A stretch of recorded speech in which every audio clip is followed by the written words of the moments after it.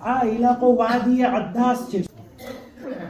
રસૂલુલ્લાહ સલ્લલ્લાહુ અલૈહિ વસલ્લમ Mecca મુકર્રમાથી તાઇફ તશરીફ લાવા. તાઇફ યાની यहाँ પર હિજરત કરીને આવે અને यहाँ મુકીમ થાય. શું કામ? કેમ કે મક્કા મુકર્રમાની અંદર આપણે પર જુલ્મ વ તશદ્દુદ મૌલાતુના ખદીજતુલ કુબરા અલૈહા સલામની વફાત બાદ અને મૌલાના અબુ તાલિબ અલૈહિ સલામની વફાત બાદ ઘણા વધી ગયા.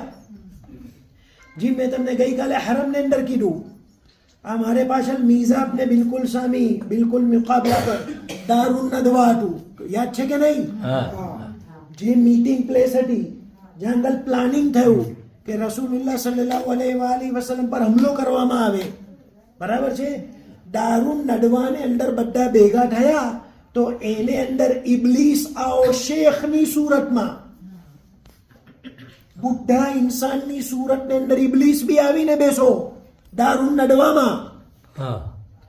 ને બધાથી મશવરો આપતા હતા, હવે આ મોહમ્મદનું કરવું શું?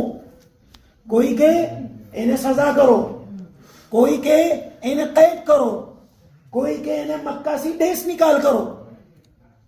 મગર આ જે શેખ હતો ઇબલીસના, અરે શેખની સુરતમાં ઇબલીસ, એ બોલો આ બધું તમે કરશો ને આ રસૂલુલ્લાહને કઈ ફરક નહીં પડે.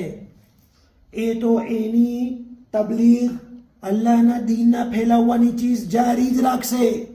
એક કામ કરો, એનું કામ જ તમામ કરી દો, એને કતલ જ કરી નાખો. એ જ નહીં રહે તો દુનિયાની અંદર અલ્લાહ તાલાના દીનનો પૈગામ કોણ પહોંચાવશે? તો બધા લબ્બૈક બોલા. કોનું હતું આ ઈરાદો? ઇબલીસનો. બધા લબ્બૈક બોલા. પછી બધા ગયા રસૂલુલ્લાહ બાવાજીના ઘર પર હુમલો કરવા. ને જે શબે હિજરત બનવું એ વાકયો બનો, એનું પ્લાનિંગ દારૂન નડવામાં થયેલું. મગર તાઇફની અંદર આવા ને લોકોએ આપને એક મુજબની ઈજા આપી.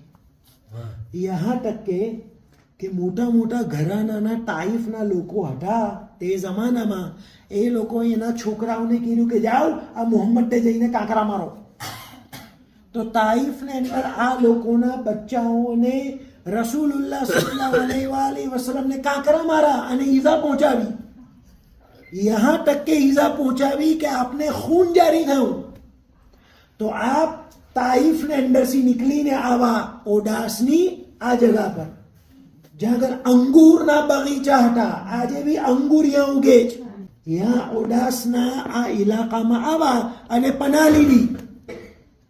આ ઓડાસનો બગીચાનો માલિક, એનું નામ હતું ઉતબા બિન રબીઆ.